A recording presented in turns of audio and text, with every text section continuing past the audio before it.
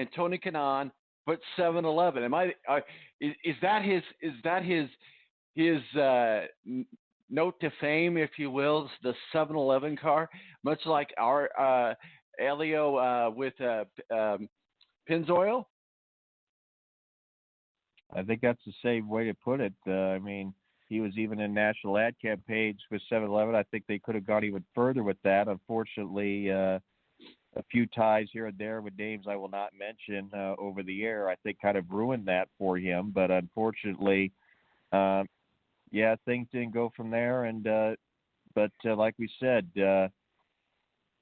at this time of situation, you have to have results, but you also have to have money. And right now, once the ABC supply money dried up, I think at that point, I think the curtain was closing in on the show unless he was willing to, make an effort. And, he's in his mid to late 40s. I think the thing is the strain of not being competitive over the last several years, I think, is wearing on him. I mean, let's face it, road courses, Tony Kanaan only has one road course victory in his career, and that came at Detroit in 2007. Beyond that, he hasn't won on a road course. And with the trend going to road course races, Tom, the odds are the deck's stacked against TK, and I think we've seen that, and the results show that. And unfortunately, sooner or later, it was going to catch up to him, where it was going to be tough for him to be able to keep a ride unless he followed the path of finding the money personally to bring in and stay in it. And that's never been Tony's style, and for a lot of drivers, I think that's not been the style for guys like Hinch either. And I think that's why you see a bunch of these guys without rides as we get closer to 2020 and the start of the year. Or full-time rides. Yeah, full-time rides. Yeah, I get absolutely what you're saying there. But you were talking about road courses, and I didn't get your thoughts. We talked a little bit about this with Steve Wilson from Speedway Digest last week, I believe, the week before last, that about Indy NASCAR having its first road course race at Indianapolis Motor Speedway with the Xfinity race. What are your thoughts on that? I think I mentioned that a week ago. I think this is badly needed to get some life into this NASCAR event in Indy, because it is, even though Penske is continuing to say he'll support it, it's just not clicking with the fans. And I think one thing that's hurting it is there is not a consistent date for it where people can get into the mindset that this is the day it's going to be and this is the day I need to reserve. I think moving it around like they had the last several years, I think it's actually done more harm than it has helped them, because there's not a consistency. And I think it kind of gives the fans that it's kind of, an event that doesn't mean much to NASCAR, so why should we support it? I think that's at least what fans are doing, and that's what we're seeing empty seats.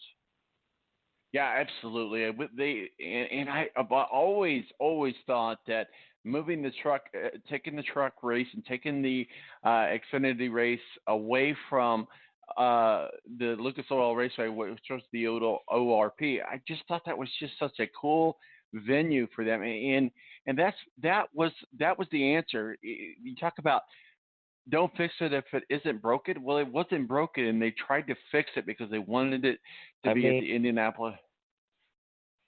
Besides Iowa Speedway, Lucas Oil Raceway was the last real throwback, old-time short track that they had left of the schedule that hadn't been, corporalized or, turned into one of these little super stadiums. So that's what made it unique. And unfortunately now without that, that's kind of taken the joy out of that event. Yeah, absolutely, and hopefully this road course race will do things. Let's talk a little bit more about some IndyCar race and IndyCar updates. As I'm understanding it, James Hinchcliffe does have an opportunity to run the Indianapolis 500. Not a lot past that. What do we know there? We know he's got the sponsorship for Genesis. The question is team, and if I had to guess, if Rahal, Letterman, Lanigan runs an extra car like they did for Jordan King, that's probably the best scenario, I think, for Hinch at this point, because Dale Coyne, I don't think is going to run 4. I think he has a deal in place with Bird Brothers to run James Davison his extra car. And then the rides beyond Rahal do not get much better. I don't think Ganassi is going to run 4. Andretti Autosport already has 7 cars on their bill, so they're definitely not going to make it 8 just to satisfy Hinch. And I'd say right now, if it doesn't happen with Rahal Letterman Land again, I have a hard time seeing where it is going to happen for Hinch at this point. Yeah, well, again, I keep saying this over and over again. I talk about a fan favorite. He's my favorite as a fan, and I followed him his whole career. I've had a chance to get to know him as a person. There's not a better guy out there. It's unfortunate.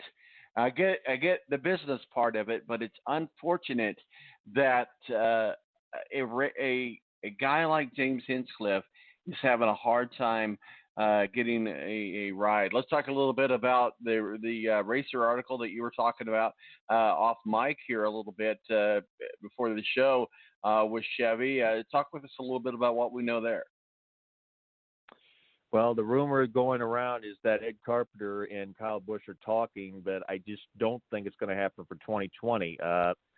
Chevrolet, like Honda, says they're only going to commit to 18 cars, and I keep doing the math, and a 4th entry for Ed Carpenter puts them well over the 18 that they were planning on having. So I just don't think the engine lease is going to be available to them unless, you know, some of these other minor teams switch over to Honda, which I don't think is going to happen. So you look at from that scenario, and then I don't know if Ed Carpenter race. I mean, this is a Carpenter team that's been supposedly iffy on funding ever since they lost Fuzzy Zeller as a backer. I don't think unless Kyle Busch and Joe Gibbs are bringing a big chunk of personnel and cars into the scenario, I just don't think it's going to happen from that standpoint. So I think those two things that have to happen is they'll be able to get a lease from Chevrolet, which I think is going to be tough, and then Kyle Busch, I think, and Joe Gibbs are going to have to provide a majority of the personnel, and I just don't think that's going to happen either. So at this rate, I'd say less than, a 20% chance I think Kyle Busch ends up with a ride for the Indy 500 at this point, for this year at least. Well, yeah, I was getting ready to say, let's what were your thoughts on Ed Carpenter and Kyle Busch coming to Indy? Now, he did this before, but last time it was with Andretti, I believe. Well, let's take the last few minutes here that we have here. Any more news on the forefront of IndyCar? Not much that I see based on at this point, other than testing with the spring training is going to get going here in the next few weeks. There's going to be some at Sebring, some at COTA in Austin, Texas.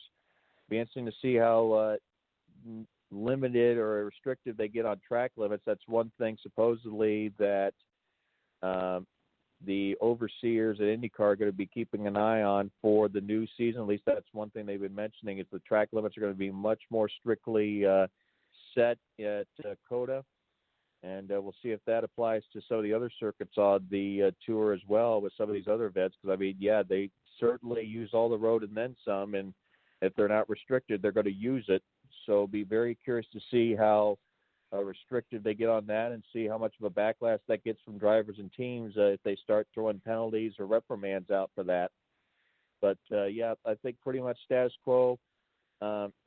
Everything at this point, I think you'll see as far as the rest of the 14 race, I think that's going to be probably an announcement involving Kellett and Bourdais. I'll be very interested to see who opens the season in that 14 car. I'm assuming it'll be Kellett, but it could be Bourdais.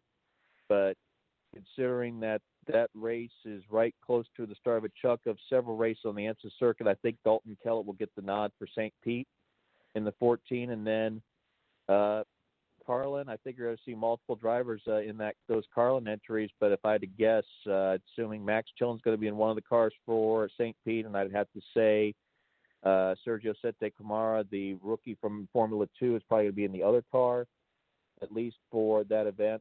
And then it all comes down, will we see Juncos or not? If we do see Juncos, it could be Kyle Kaiser. It also could be Spencer Piggott, another guy that lost his ride to Rinus VeeKay at Ed Carpenter Racing. So there's still some unanswered questions for St. Pete, and obviously there's a lot of unanswered questions as far as rides for the Indy 500. And But at this point, I think right now, unless it's something happens here where Carpenter extends their bounds or McLaren goes in a different direction other than Oriol Servia for their third seat with the Schmidt-Peterson car, I think we will not see Kyle Busch at the Indy 500 this year. Well, that's okay. I would like to see him there as a fan favorite. We're talking with Matthew Embury, WSBT up in South Bend, our official IndyCar contributor. Today's kind of a somber show, if you will. I don't want to put a dark cloud over it, but we are remembering the loss of John Andretti, who lost his battle with colon cancer. And again, I encourage everyone to go out there. Well, females too, but certainly men, go out there and get that colonoscopy done, get checked, because it is a curable, not curable, but a if you catch it early enough, it's treatable, to put it that way. John Andretti was obviously the nephew of the Indianapolis 500 winner of Mario Andretti, and as we talked about earlier, the son of the twin brother of Mario Andretti and first cousin to the Andretti Autosports team owner Michael, died after his battle with colon cancer at 56 years old. I'm 52, so it kind of puts it in perspective. Matthew Embury, any final thoughts on the life and legacy of John Andretti? And talking about colon cancer, it's also been a big karma in the Notre Dame fraternity as well. Mirko Jurkovic, the longtime player, passed away from colon cancer in 2013. And, so if you haven't gotten yourself checked, I'd say do it. I mean, I'm trying to get my time off so I can get that done myself, even though I don't have insurance to cover it. But, it's going to be a very interesting thing how things work out. And, it's a shame to lose John, but, things go on. We continue on, and be very curious to see how things go with, like I said, a few things going down as far as involving Hinch, and certainly what happens the years beyond 2020 without PK, and who becomes the big stars. Is it going to be like an Alexander Rossi, as many think it's going to be?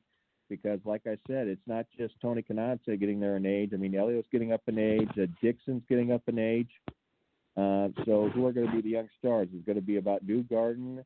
Where does a guy like a Marco Andretti, a Graham Rahal fit into this? And but I'd say as far as the new blood of the series, I think Alexander Rossi's got to take a role in being one of the guys and the leadership guys and the following guys. I think Joseph Newgarden also needs to step up and take that role because, like I said, the old guard is holding up the tents here over the next several years. And you don't want to get in the situation NASCAR did where you back a bunch of drivers and then when they leave, the interest goes away with it. So you got to be careful and you got to start developing the young stars. And I think IndyCar would do themselves well if they started backing, the Newgardens and the Rossis a little harder as, the main chips of the series and try to move them up as soon as possible so that the interest doesn't wane once these guys do hang up the helmet that have been the big stars.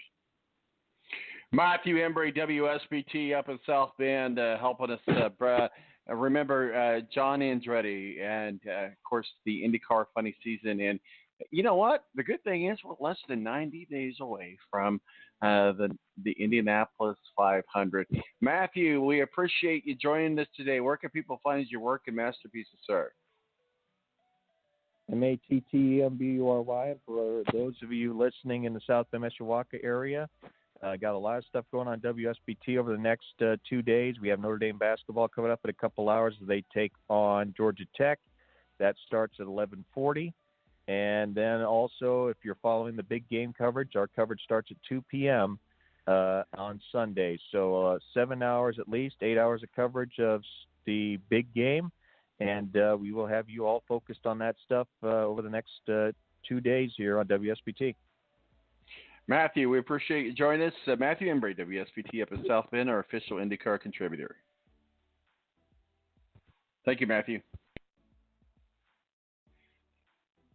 So today we're remembering John Andretti, and certainly a great